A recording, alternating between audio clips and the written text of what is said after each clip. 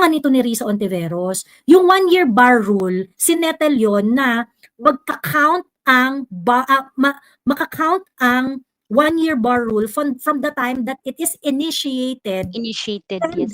and that the House of Representatives take action doon sa filing na yon. Combination yon ng nag-file and at the same time nag-take ng action yung House of Representatives. Yung pag-take ng action doon usually is referral to the proper committee. Ang problema, ang ginawa dito ng House of Representatives, in-archive nila. And I think yung pag-archive na yun is taking an action.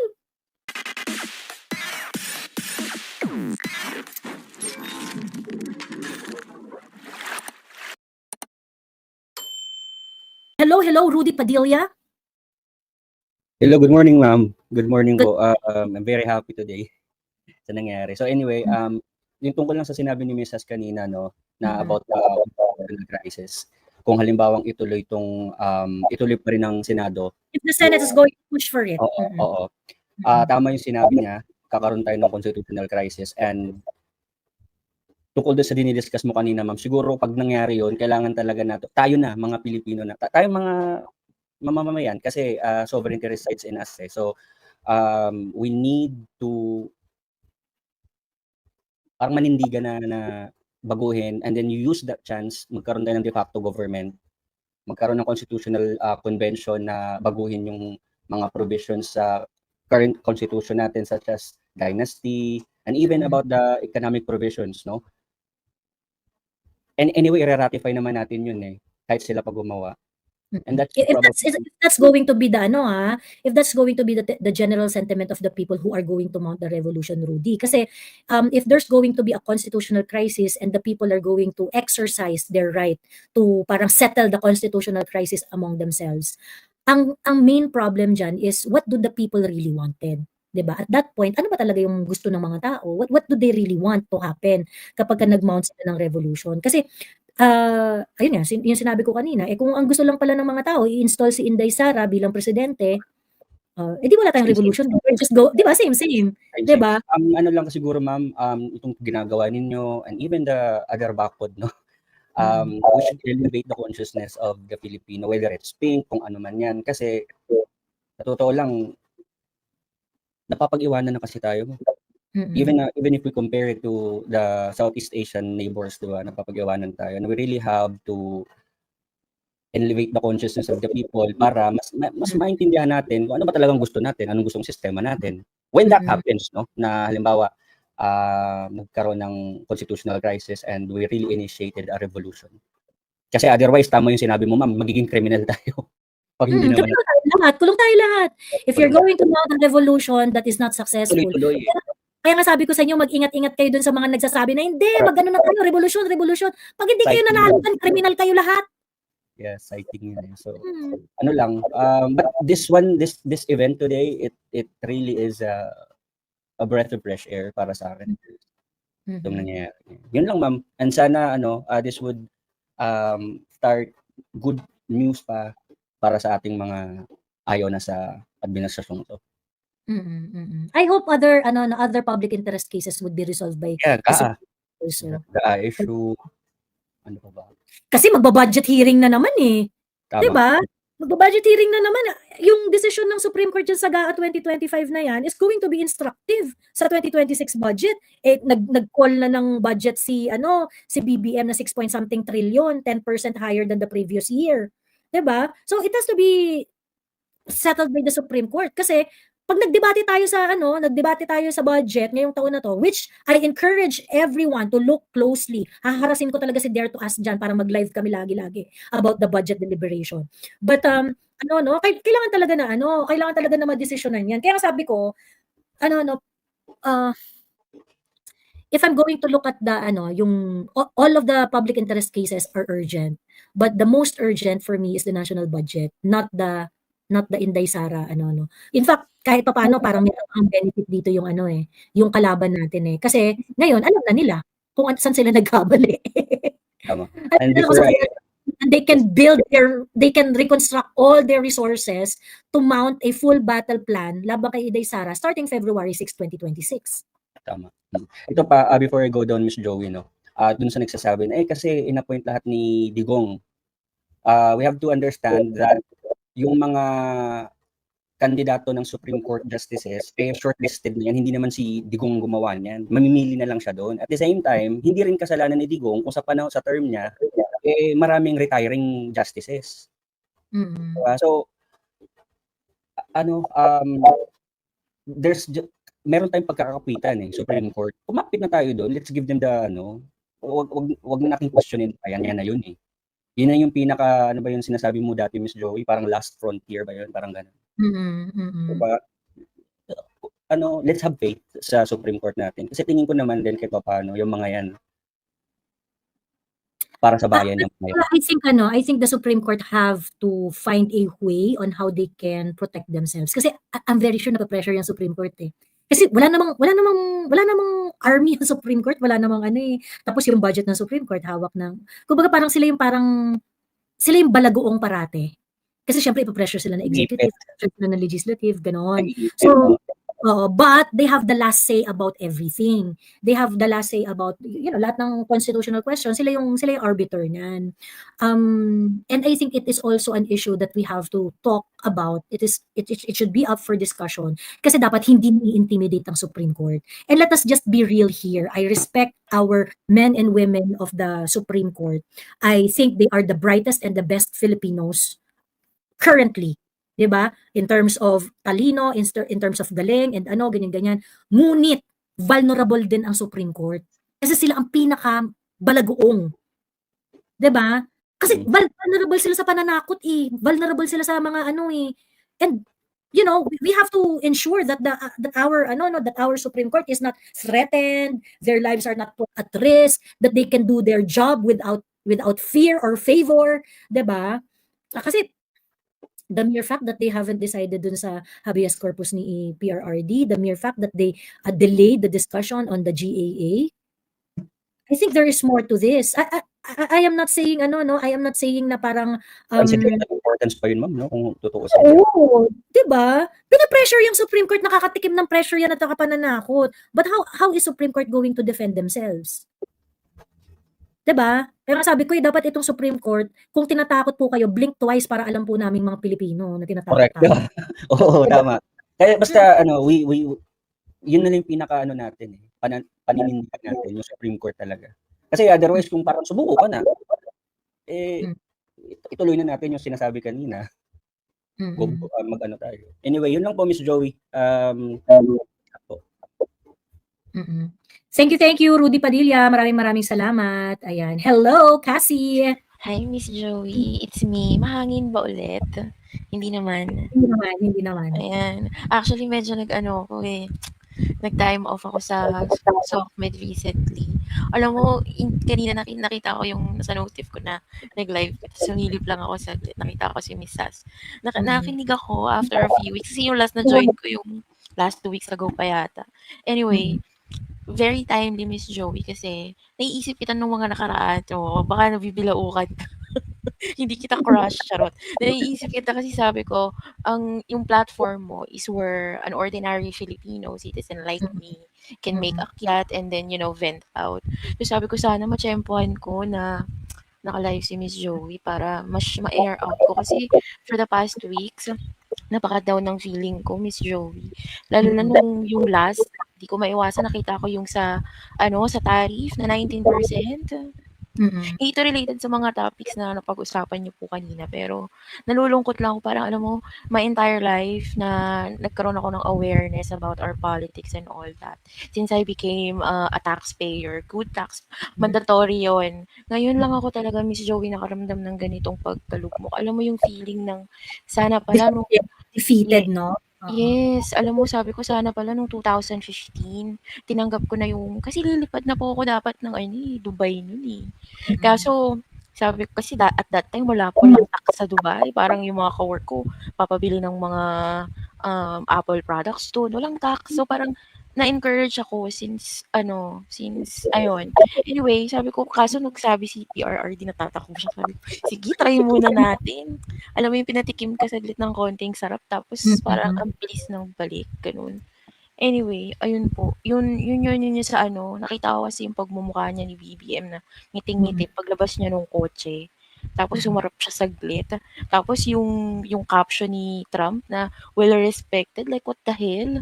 Parang alam mo yun, parang obvious na pang-uuto siya. Alam mo, it's more than just being ano eh. They know how to ano eh, they know what buttons to push sa mga At Pilipino. Na yes, alam naman nila na ano tayo eh, very ano tayo eh, yung hospitable tayo, very synchronized tayo eh, 'di ba? Na parang, wow, ang gwapo-gwapo naman, wow, ang galing-galing naman, wow, ang talented naman, yung gano'n. So, si Trump, alam na alam niya na yung ano, I'm pretty sure kung sino man yung nagbigay ng script kay Trump, malamang CIA, ganyan. Na-profile nila ng bonggang-bongga yung mga Pilipino. Hindi, puri-purihin mo yung mga Pilipino na, oh, your country is so peaceful. diba? Kasi Parang yes. ganyan.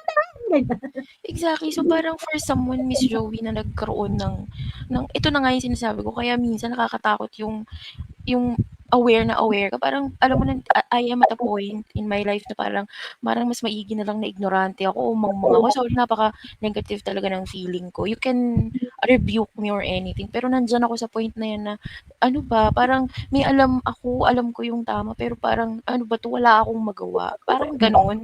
So, ayun, ang isa na lang talaga na, pinaguhugutan ko talaga is si VP Inday na lang, na parang, kapag ka ito pa, sumuko, alam mo ba, minsan pa kinausap, alam mo yung naglitanya ako sa self ko na it's all your fault, pag ganyan, gusto mo ng continuity, sana, it should have been Senator Bongo and PRRD, the Vice President and President, 'di ba? Sila dapat yung tatakbo, but since hindi, nag-back out sila. Pero hindi na para anuhin pa yon yung alam mo mag-dwell doon kasi nandito tayo. And I know na alam ni VP yung naging way nung, alam mo yun, alam niya more than anyone else. Pero ang kakalungkot, Miss Joey, promise, yung feeling ng ganito. Tapos sabi ni Rudy kanina, kasi nag-try akong manood sa Netflix naman. Okay lang ba mini-mention ko yung mga ganong app? So nag-Netflix ako, may napanood ako yung na-feature si Miss Wilma Dacent. Yung ano niya, yung restaurant niya ng isang food vlogger sa US din. Hindi ko alam kung taga US, basta white siya. Tapos sabi ni Erwin Yusuf doon, nag-share siya na parang ang Philippines daw is hindi pa parang confident enough to showcase our food delicacies, ganyan-ganyan. Tapos naisip ko lang na, oo nga 'no, bakit kaya? Parang parang alam mo yung sabi ko, "Ano ba 'yan, bakit parang nanood ako dito para makaiwas ako sa lungkot ko sa politics." Pero yung napanood ko naman, pinamukha pa rin sa'kin kung gaano tayo ka-left behind na, 'di ba? Tapos yung manonood ka ng ano, makikita mo yung mga bullet train nila na merong hiwalay yung pinto kaysa doon sa mismong entrance ng train, na parang nakita ko sa post nung nakaraan na 3 hours, 4 hours yung pila sa MRT. 'Di ba? Oo, 'yan yung sinabi ni Carlex, totoo 'yan. Kaya parang alam mo yung parang it's an insult to our intelligence, to those who already know na it's just pang-uto, parang mang-uto ka naman ng hindi naman namin mahahalata, 'di ba? Parang come on, sinabihan mo lang ng ta's ito namang mga ibang Pilipino, pasensya na po kayo kung sino man kayo, paka-uto-uto niyo naman, my gosh. Tingin ba yung Malaysia ba yun, Miss Joey, yung nagsabi na nag-refuse dun sa tariff ng US? Malaysia po yun, 'no? Indonesia, from 32 Indonesia. oo. Si Malaysia, parang, wait. Asan na ba yung table? Where's my table? Si si Thailand yata, napababa to si Thailand. Parang si Thailand nasa 20 na. Teka, pinost niya ni pinost niya ni Jose Enrico Libunao. Wait lang. Anyway, sige, tuloy mo. Oo, meron po akong nakita na gano'n. So, ayun lang. Tapos siyempre parang andito na rin ako sa point na aware din ako sa mga ganap kay PRRD. Sabi ko, what the hell? March pa, July na, August, September, 2 months na lang, 6 months na siya do'n. So, hindi rin nabigay yung interim release na basta lahat. Tapos, di ba, yung okay lang ba pag mabanggit ko din si Lisa Marcos dito? Di ba, Miss Joy, parang harap-harapan na pang yun? Na meron akong nakitang post, di ko alam kung ikaw po yun. Basta parang ang sabi doon sa post, malalaman natin kung ano ang value ng kifi ni Lisa Marcos. 'Di ba? Parang ano ba 'yan, mayayaman naman na 'tong mga 'to. Kasi alam mo kung ba't ganito, Miss Joey, yung pakiramdam ko lately. Mid-year kasi nagkakaroon kami ng calibration ng mga payslip namin. So nakikita ko po yung mga tax ko. Nung bata-bata ako, hindi ko naman chine-check, wala akong pakialam. Pero ngayon na nagkaedad-edad, 'di naman ako matanda, bata pa rin sa ano, pero I've been working like a dog for like 14 years now. And Mm. you aspire to get a generous increase salary, 'di ba? Tapos makikita mo na yung tax mo umaabot ng ay Mm. naku. 'Di ba parang nakaka-shitty ako na bumura pero gusto kong magmura tapos makikita mo sila, ay naku talaga, yung Mm. gaapan na 'yan. Anyway, yun lang. Um, Okay. Gusto ko lang talagang i-air out na ang lungkot, pero fight Well, lang. yeah, wala tayong ano we can only do what we can control. So, At the unlike moment, no. BBM, unlike Mm. BBM na sabi tanggapin na lang natin ang sitwasyon natin, 'di ba? Mm. So, syempre of course sila, yun kasi sila BBM, sila yung mga barkada niya, yung mga mayayaman, tangina all set na kayo sa buhay ninyo 'di ba? So, kayo pwedeng afford ninyo na tanggapin na lang ang sitwasyon na 'to. Kami nakikipaglaban pa kami ng patas to survive, 'di ba? Tama. So, wala naman tayong choice kundi tayo ay lumaban ng lumaban. Totoo. We can only do yung mga bagay na meron tayong control. May mga nagsabi nga na parang, may mga nagsabi na, hindi, ano na tayo, labas na tayo, ineme, ganyan. Yung mga ganyan kasi masyadong haphazard na mga statement, ano? Yung masyadong haphazard na parang, hindi, ano na natin, itumba na natin, yung mga ganyan. Mm. Because in reality, yung revolution na yan, yung mass movement na yan, those are going to naturally happen. When? If all the Filipinos are aware of the real problem. Exactly, Miss Joey, hindi yung parang nahikayat ka lang, 'di ba? Oo. Kasi alam mo, Miss Joey, kapag alam mo ano ako diyan, 50-50 ako diyan, to be honest. Even before pa, siguro kung solid sa atin yung understanding why we would do it, I think pwede siya. And kailangan nandun talaga yung maninindigan ka. Maninindigan ka talaga na parang you'll risk everything. Kasi 'di ba, pero kung ano ka lang, yung hangin lang na umano ka lang diyan tapos midway maggi-give up ka, parang no. So, nakakalungkot, Miss Joey, tas last na po, nung last week may meeting kasi kami na parang hindi ko alam kung matutuwa ba ako or nakakatuwa yung statement ng leadership sa work ko because I work in Eastern company. Pero ang region na ina-assist ko is EMEA or from Europe. So, mid ang shift ko. Anyway, nag-layoff sila sa, I think it's in Africa and in India. And then they opened like 156 slots here in the Philippines. Hindi yata alam nung account director, kasi accounting, pera-pera, ganyan. Hindi yata niya alam na may natira pang 3, which is kami, na hindi part ng leadership. And then, they specifically mentioned na napaka-hardworking ng mga Filipino, and yet, they're okay getting less. Diba, Miss Joey? Parang, alam mo, they acknowledge how intelligent. Hindi nila alam na pinarinig talaga nila sa inyo yun. Siguro po, hindi ko na lang pero totoo rin naman eh. They always acknowledge na napaka-hospitable natin, napaka-sipag natin, Sinabi nila sa inyo yun because they cannot tell it to your face. So, kunwari, unaware sila kunwari na nandun pa kayo, but they want you to know that. Yun. Diba, So, yun parang, diba, Miss Joey, parang Filipinos can work 3 jobs, pero at the same time, para sa 3 tao, trabaho ng pang 10 tao, pero ang bayad sa atin pang 1-2 tao lang. Na parang kailan ba ito matatapos? Tapos, ang tagal mag-2028 nung kay PRRT. Ang bilis lang. Ito, nakakaumay. Diyos ko, 3 taon pa. May 3 taon pa, diba? Ayun, kapit lang. Anyway, kasi meron ka pang Wala na, Miss Joey. Yun lang. Yes, bye-bye, Miss Joey. Thank you. Thank you, Cassie. Maraming salamat. Ayan. Para mabigyan natin ng time si Tinkerbell. Ayan. May nag-comment, sabi kasi ni Jax Wong, bad trait daw natin yung pagiging resilient. I hear this a lot of time na parang, bad trait kasi ng mga Pilipino yung pagiging resilient, ganyan. Hindi ko get, sa totoo lang.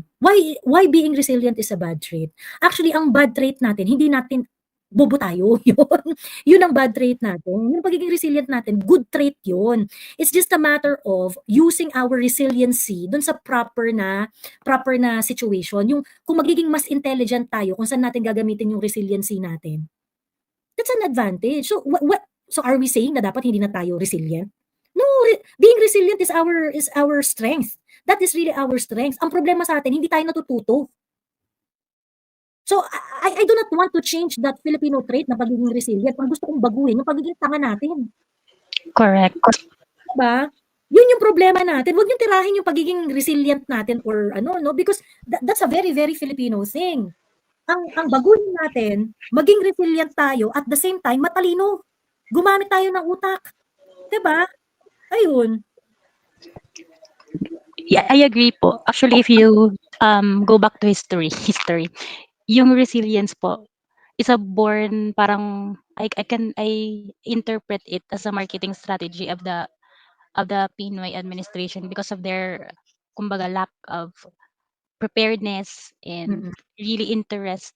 I kasi 'di ba narinig feeling ko walang interest na maging responsable nung time nung Yolanda because sabi nga ni Mar Rojas, the president is an Aquino and the mayor is a Romualdez.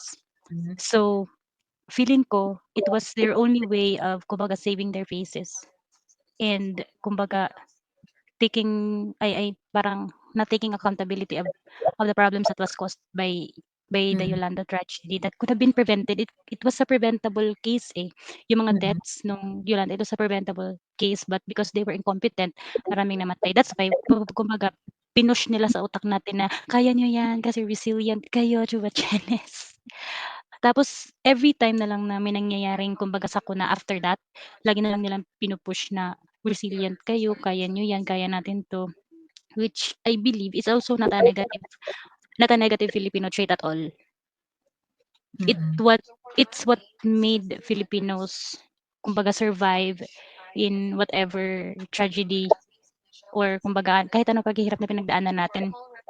Maybe what we should do is not to kumbaga romanticize yung resilience kasi yung resilience pag ni-romanticize mo, you are already kumbaga owning everything na parang wala nang responsibilidad yung iba. Wala nang responsibilidad yung gobyerno na supposedly meron. Oo, resilient tayo pero kailangan may ginagawa din ng gobyerno before, during and after any tragedy. And I would just like to kumbaga inject taga Manila, Luzon, maging grateful naman kayo. You know that during PRR this time, Manila or Luzon or NCR isn't that flooded.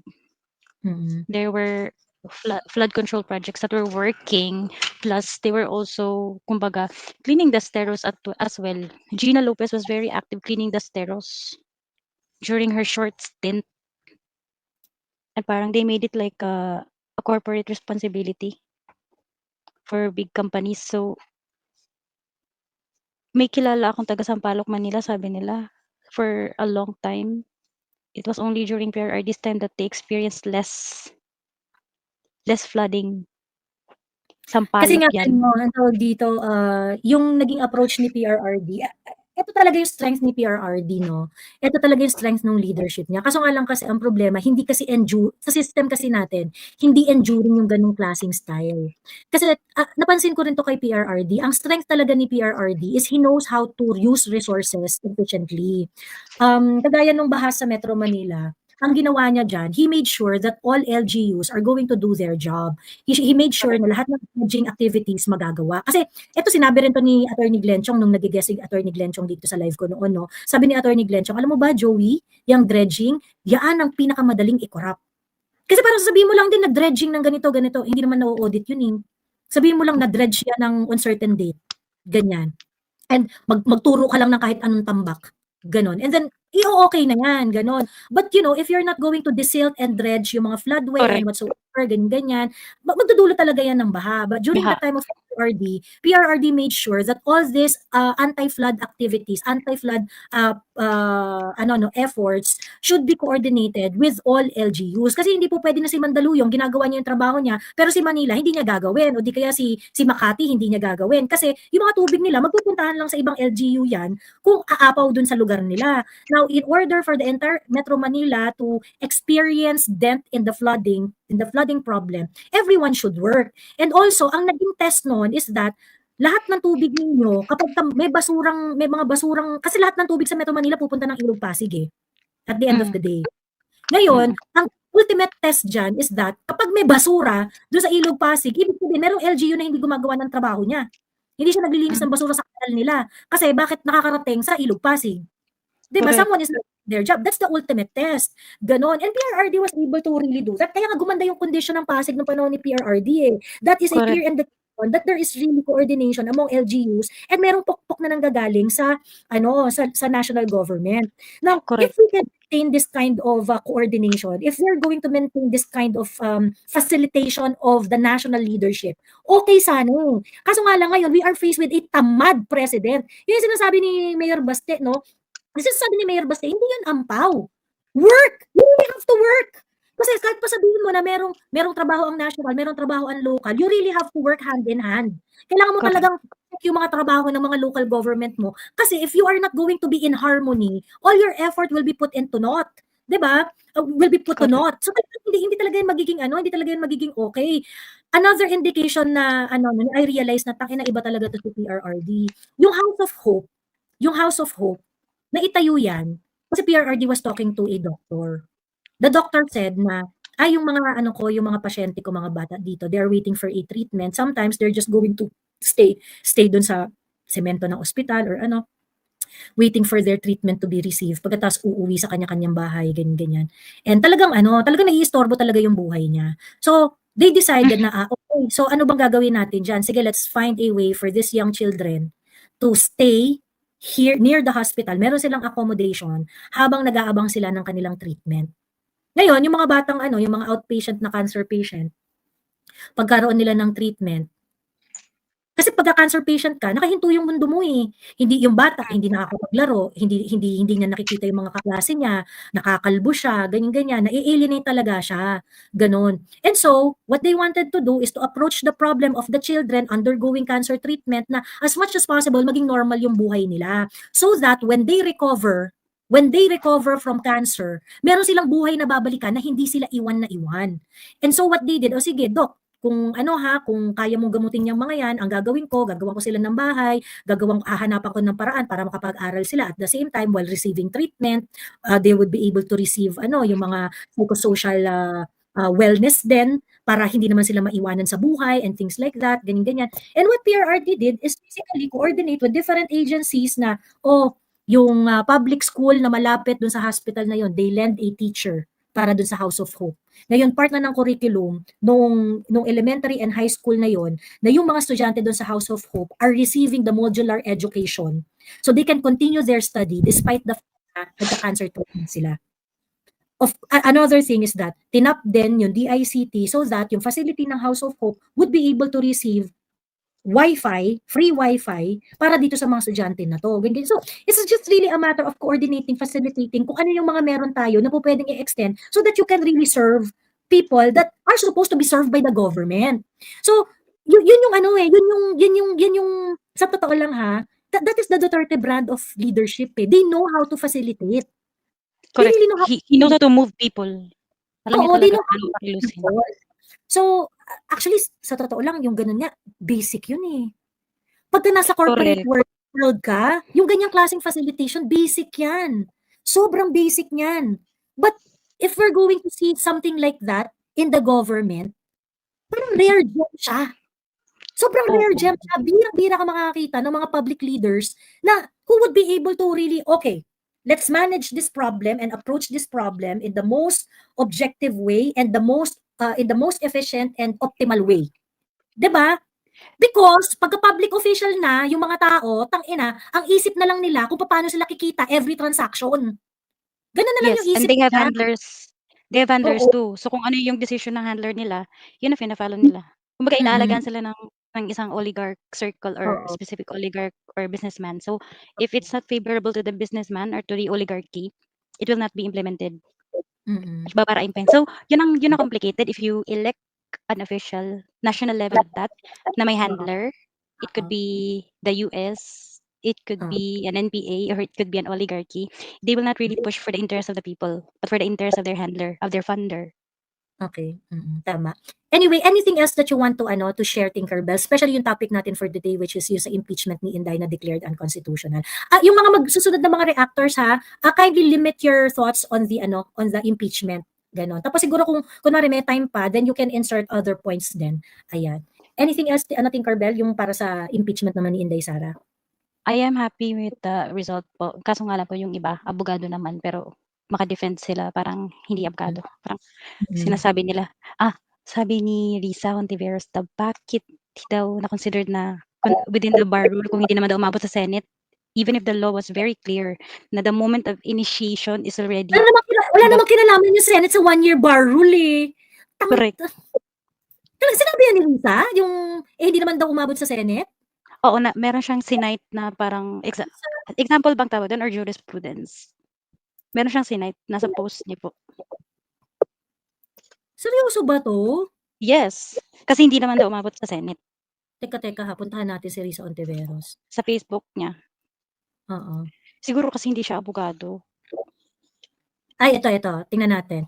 Statement on the SC ruling involving the impeachment trial of VP Sara Duterte. With all due respect, nakakadismaya itong biglaang pagpigil ng Korte Suprema sa pagdaraos ng impeachment trial laban kay VP Sara Duterte. Maliwanag naman sinabi ng Korte Suprema na hindi nila pinapawalang sala si Duterte at maaaring ma-file ang impeachment complaint ulit next year.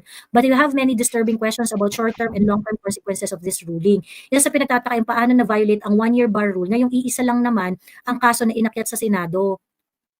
Gutierrez versus House of Representative. Yung tanga nito ni Risa Hontiveros. Yung 1-year bar rule, sinettle yon na magka-count ang maka-count ang 1-year bar rule from the time that it is initiated, yes.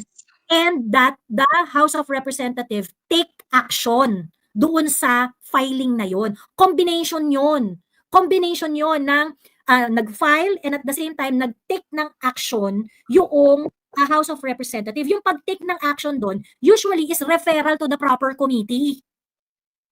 Ang problema, ang ginawa dito ng House of Representative, in-archive nila. And I think yung pag-archive na yun is taking an action. Diyos ko.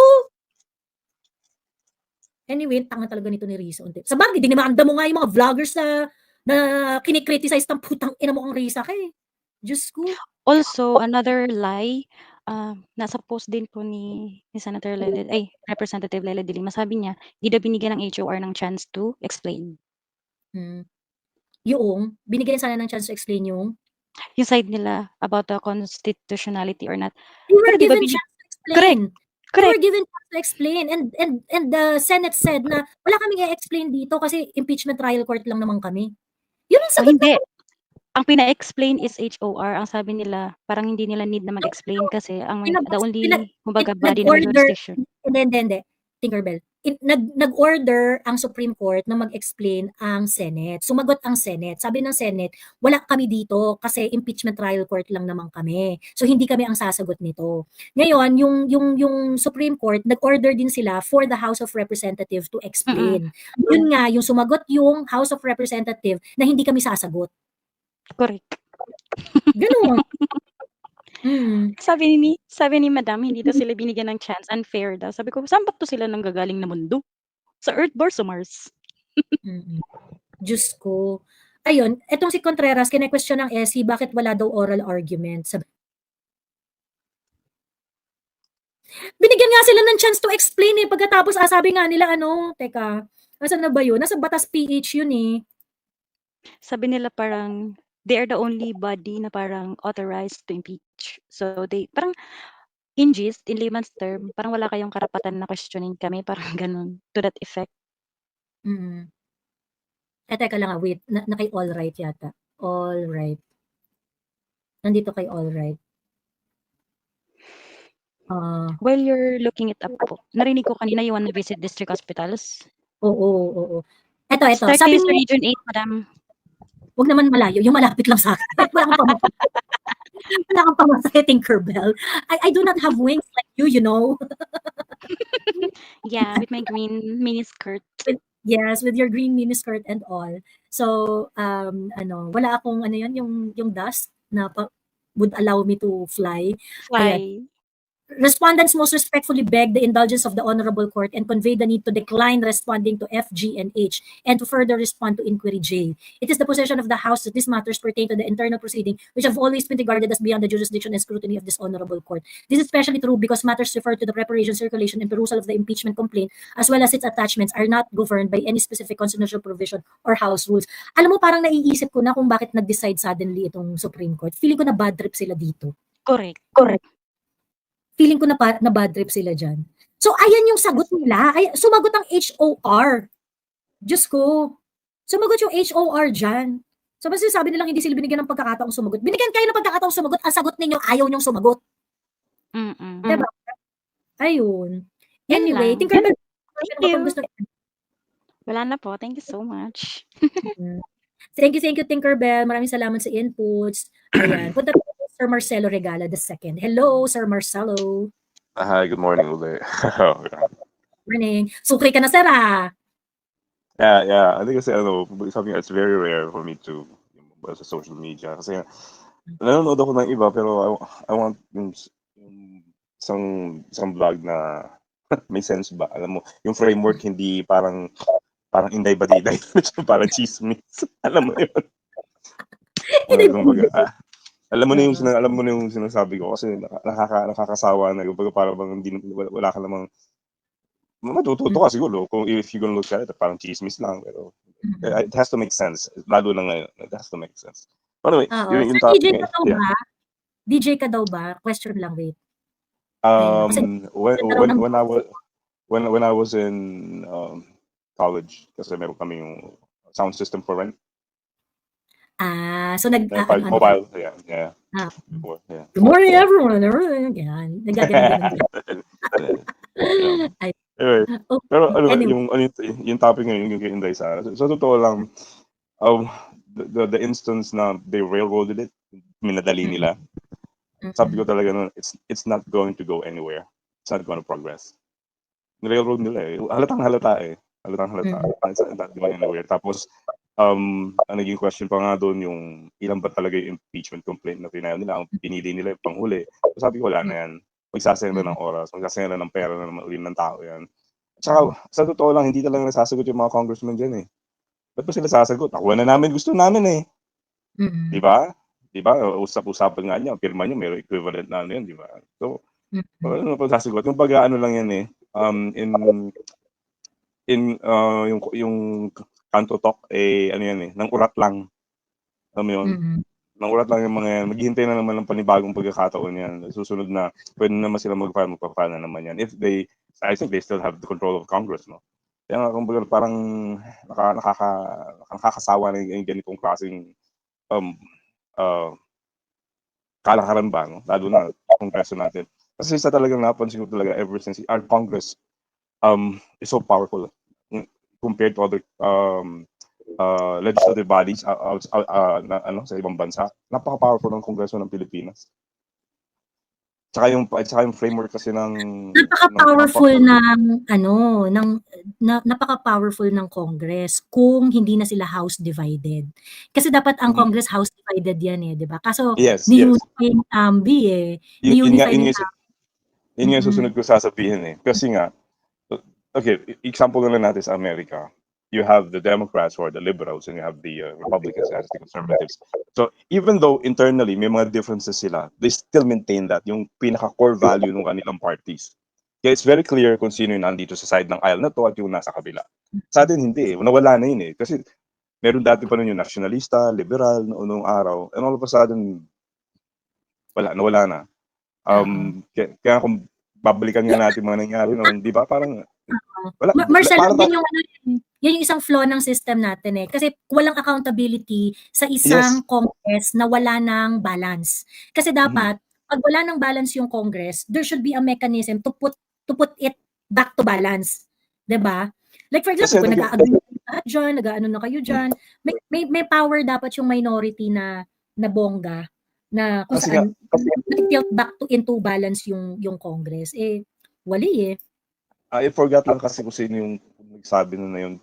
Kasi although there are two houses of Congress, the upper house and the lower house. Pero the way it works is para siyang mas parliamentary siya eh. Although, kumbaga para bang, kasi lalo na yung multi-party system, ang dami natin mga partido. So, kumbaga, nandiyan yung mga regional parties, yung mga other local parties, tapos yung mga major parties. Ang masama pa nga dyan, yung may mga hindi lang napagbigyan, gagawa ng isang party. I remember, I was watching a documentary years before. Sabi nga nila, you put 5 Filipinos inside the room and ask them to create a political party, they will come out at 5. Ako, Kasi ganun eh. tingin ko, I think walang sophistication yung legislature natin, sa totoo lang.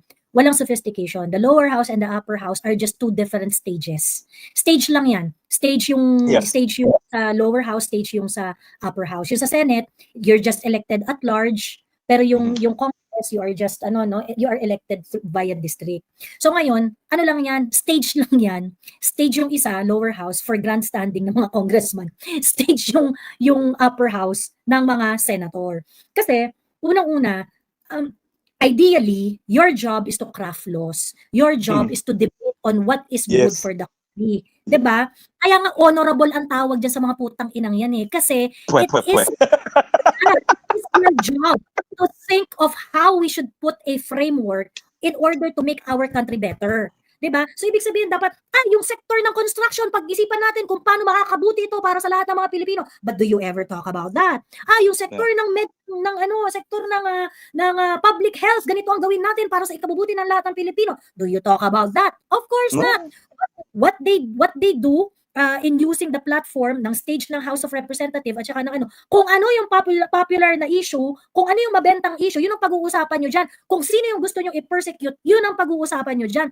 So sa totoo lang, our House of Representative supposedly doing their job with honor, no one's doing their job with honor anymore. 'Di ba? Wala na kayong kasi yun lang talaga yung maglilimit dun sa doon sa trabaho ng kongresista at saka ng senator. Only honor will nabigyan kasi sila na yung power, lalo na the power of the purse eh.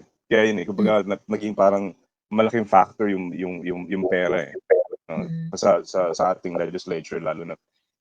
Kaya ako talaga I was so disappointed. Even before naman pa eh, yung mga congressional and Senate hearings na yan, sabi ko, sometimes it's just asinine. I mean, it's just so nonsensical. Bakit ka magpapatawag ng ganung investigation o ganyan in aid of legislation? Eh nga lang ikaw eh, yung mortal enemy mo dun eh. Sinabihan ka ng namo. Sus Mario Joseph naman. Alam mo, sa totoo lang, I'm so disappointed. Ito lang, the story lang. The very first encounter I had with back then Pastor Benny Abante, probably so way back. Meron kasi sila mga community outreach eh. Nagpupunta sila sa iba't ibang community. And one time nagpunta sila dun sa amin. And he was with Walter Navarro. Kasi naging born again Christian din. So I was so impressed with him. No? Tapos so nakita ko pumasok sa politics. And all of a sudden, what happened? What happened? I mean, so ito na ba talaga yung level ng natin, ng politics natin? Na pati ba naman yung kayo ng mga vloggers na opinion lang naman ng binaano niyo. It's just so happens na nagkaroon ng platform wherein Filipinos now can actually deliberate and vent kung ano yung nararamdaman nila. Masama ba yun?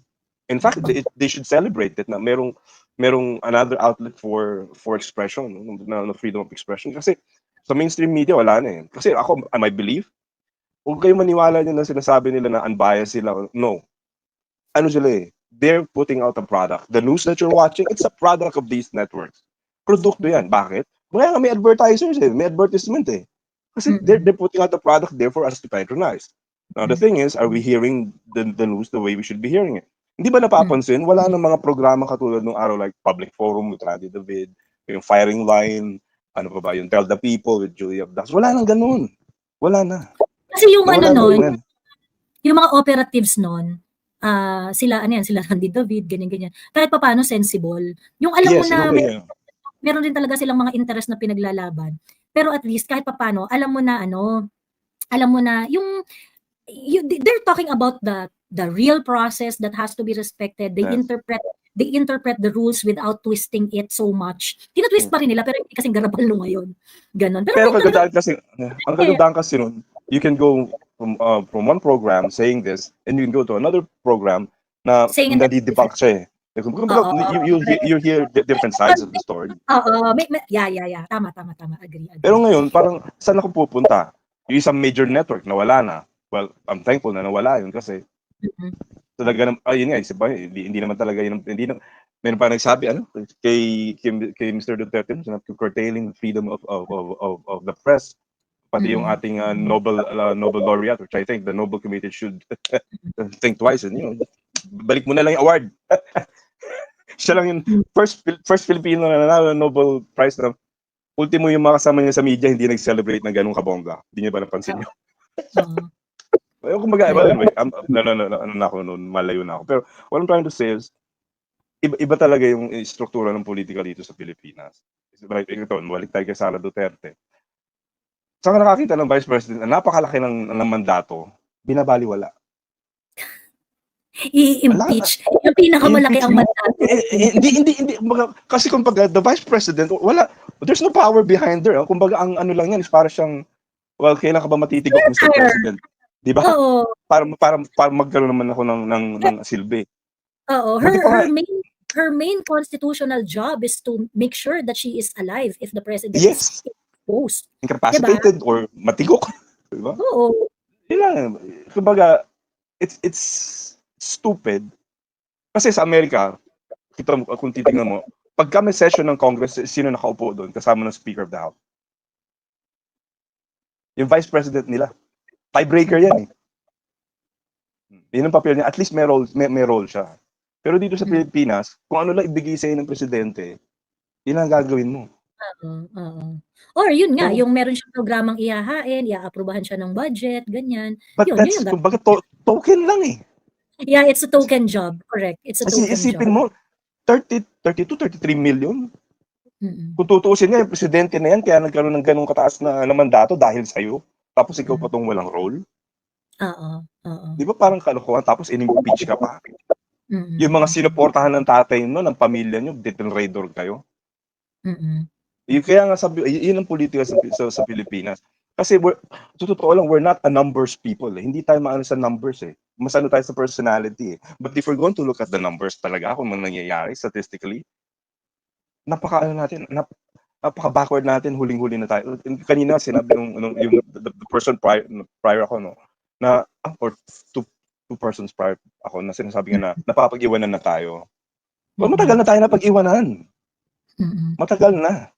In fact, yun yung sabi nga ni Bongbong noon, before pa, I think he was still a governor noon, sabi nga, kasi kung hindi lang nawala ang tatay ko, my father's plan was to make the Philippines the next Singapore. Bullshit. I say bullshit to that. Why will you aspire to be a Singapore? Alam niyo ba kung gaano kalaki ang Singapore? At alam niyo ba anong natural resources meron ng Singapore? Singapore was just there para i-house yung mga migrant workers na nagmimina ng tin sa Malaysia. Yun lang yan. So to think now to get the Philippines to be a next Singapore, why can't it just be the Philippines? Natural resources, manpower. Educated ng manpower natin. Proof? I worked in the call center industry and most of the people I'm working with, mga degree holders yan. Pero nandun sila sa lugar na hindi. Kaya sabi ko doon sa isang kasamahan ko noon why are you here? Natapos ka ng international relations and you're working here? Wala kasing work in international relations. Diba? And you're working here? Graduate, mayroong isa graduate ng education, secondary education. You should be teaching. What are you doing here?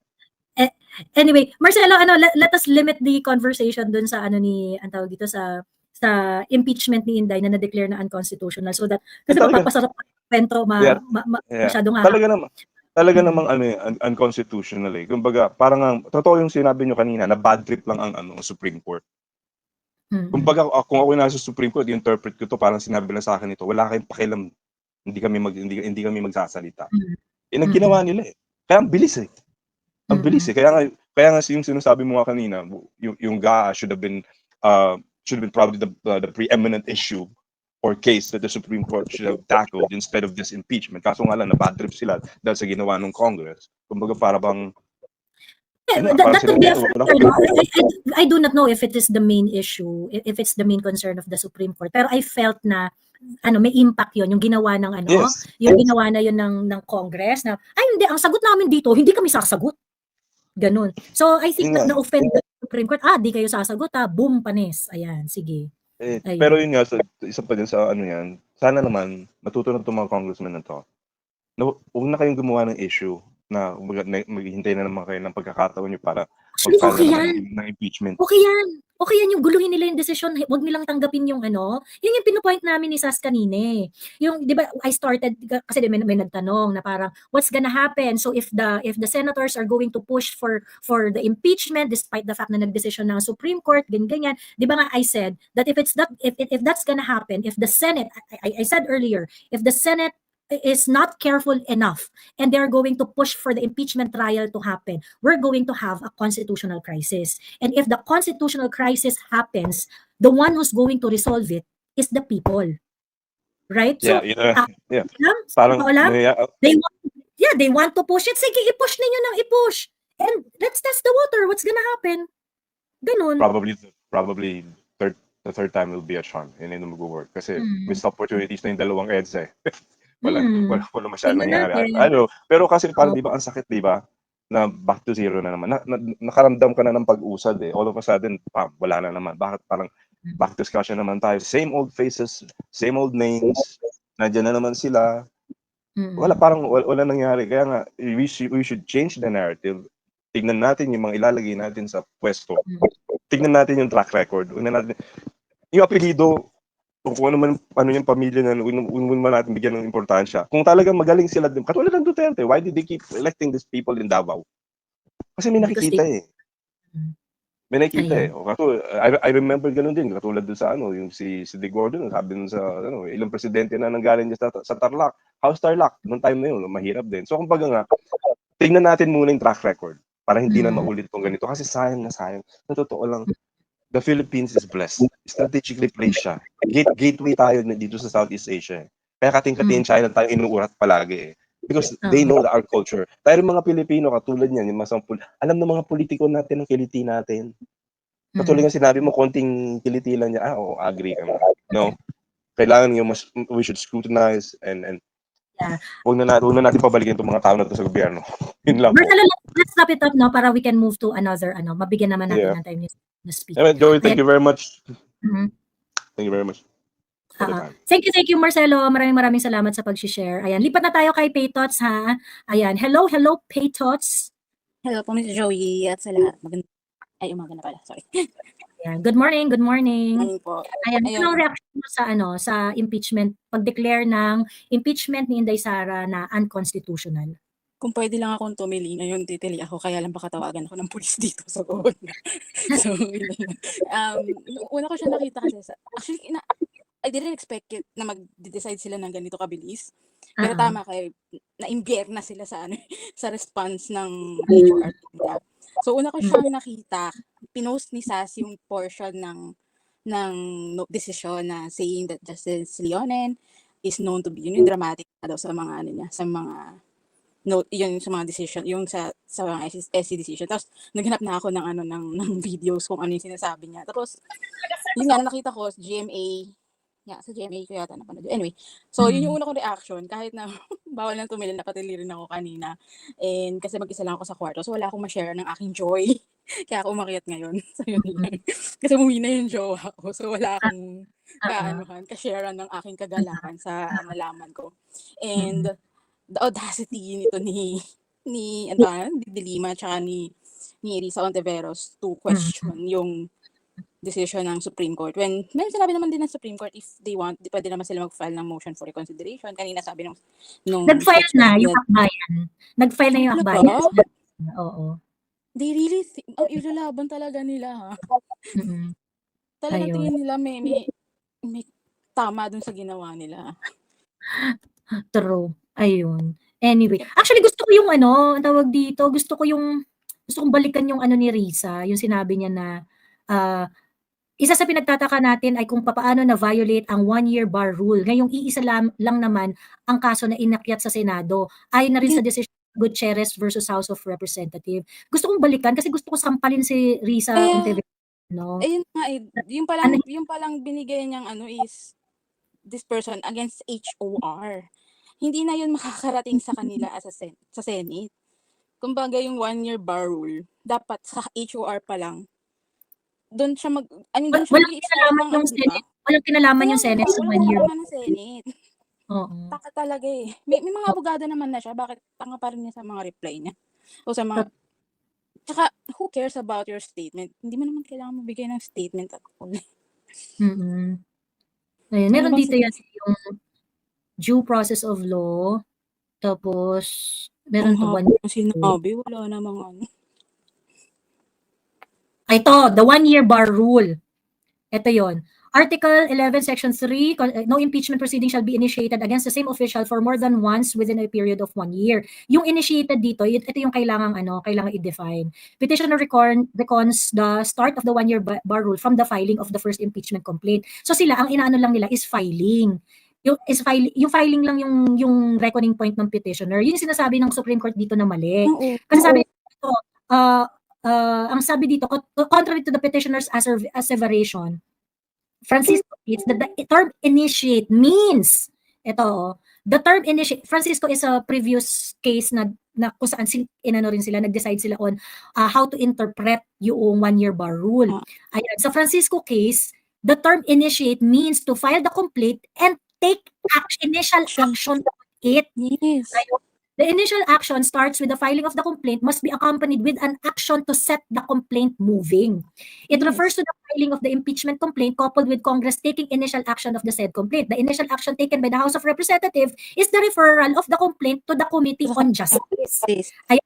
Ibig sabihin, yung pag-refer mo sa Committee on Justice, yun yung isa sa mga pwedeng action na pwede mong gawin. Ito, ina-argue ko na to even before yung 1 year bar rule. Yan talaga yung malupit dyan eh. Even if you're going to look at my previous live, yan na rin yung sinasabi ko dyan. Kasi ang initiated means you take an action, there is a filing of the complaint and at the same time, merong coupled siya by the action of the House of Representatives. Ngayon, ang argument kasi dito ng House of Representatives is that action lang naman yun ng Secretary General, hindi naman daw nila action yun yung pag-archive. But if you're going to archive the 1, 2, 3 impeachment complaint, you actually accepted the fact, the House of Representatives actually accepted the fact that these 3 impeachment are not going to move at all.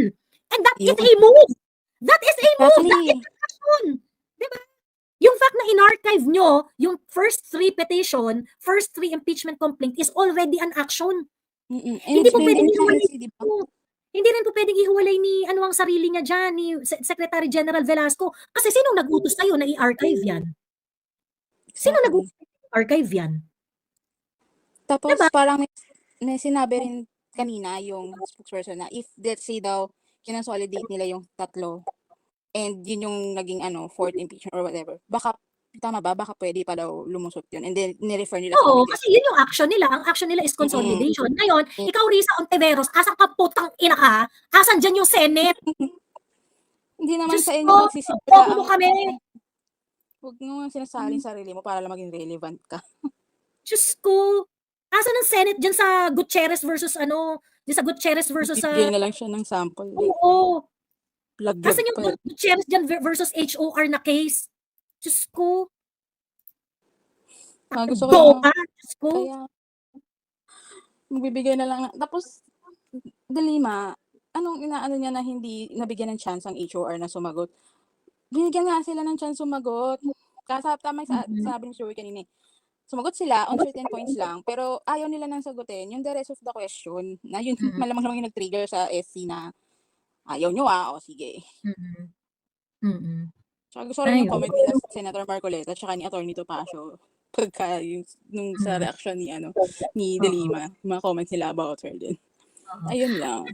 Pala also before we move forward, hindi, sige mamaya na, sa last part na, mag-thank you ako dun sa ating mga magigiting na lawyer, who pushed for this case and eventually won the case for all of us. Attorney Delgra, Attorney Luna Acosta, Attorney Bobet Torion. And later I'm going to give going to highlight efforts because I really want to thank them for standing up when it was so necessary for the Duterte-aligned lawyers to take action and to fight for what is right for the Filipino people. Later, ayan. Okay? Anyway, yung na lawyers, di ba? Na, sila ba yun? Yung nag-press con din sila? Grupo nila yun, di ba? Alin? Grupo nila Attorney Torion yung parang nag-file din ng complaint sa SC. Sila na nga, sila nga yun. Sila nga yun. Sila nga yung abogado ng impeachment. Oh, Kukurting kita dyan. sorry. Unting araw na kasi. Dito lang. Tapos ayun, Ayun. yun lang naman siya. Gusto ko lang talagang ma-share ang aking kagalakan. Kasi Oo. syempre mahirap sumagot sa sa video mag-isa. Para akong tanga. Kaya kailangan makausap talaga. Tapos, ayun, from this point forward, dahil pag mag-campaign na tayo, at medyo lilis lang ako. Pag mag-campaign tayo sa mga bet natin sa susunod na eleksyon, huwag din natin kalimutan na i-highlight sa mga nakikinig sa atin na let this be a lesson na siguro medyo medyo cliche na pakinggan, pero vote wisely. Vote wisely. Huwag na lang sa pangalan, huwag na sa pero kung ano yung intention nila and whether or not may kaya ba silang gawin para sa ating lahat, di ba? Kasi importante yun. Tignan mo, look at where it got us. And i-share ko lang kasi alam mo yung kutob, Miss Joey. Medyo ko dun medyo tiwala ako sa kutob ko. And may mga kutob ako na hindi ka naman muna share para magkatotoo sila, di ba? So, pero when I heard Bongbong Marcos 1, naramdaman ko na it won't be a good one for the Philippines. Pero, hindi niya matatap. Feeling ko lang, sana magkatotoo. Matapos yung team niya. Sana. Well, that's Hindi ko na sasabihin yung the rest para magkatotoo sila. Kasi sabi nila pag nanaginip ka na para sa maisip mo para hindi magkatotoo. So, hindi ko share para magkatotoo yung ko. So, anyway, yun lang naman, Miss Joey. Nag-share lang ako ng aking happiness. Thank you so much. Thank you. Thank you, Paytots. Maraming Baba na po salamat. ako. Bye-bye. Ay, makikinig pala ako. Manonood ako. Okay, bye-bye. Baba na po ako. Thank you. Ayan.